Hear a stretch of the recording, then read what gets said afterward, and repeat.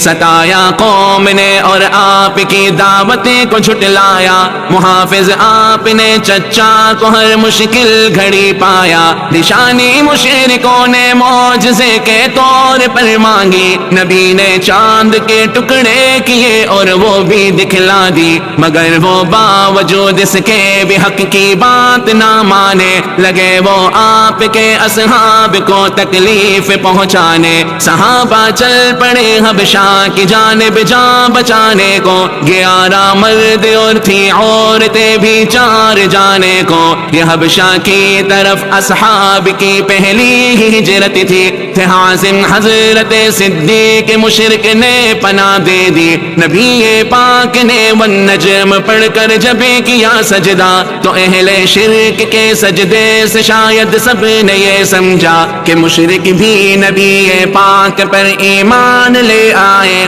یوں حبشہ کے مہاجر جانب مکہ چلے آئے، یہاں پر جو مصائب تھے وہ تھے پہلے سے بھی بڑھ کر، چلے حبشہ کو پھر تھے لوگ 80 سے ہی کچھ اوپر، دعائیں مصطفیٰ کچھ اسی طرح سے رنگ لے آئی، ہدایت اسی کی برکت سے عمر فاروق نے پائی، وہ جرت مند تھے کفار سے بالکل نہ ڈرتے تھے، وہ اظہار مسلمانی کھلے الفاظ میں کرتے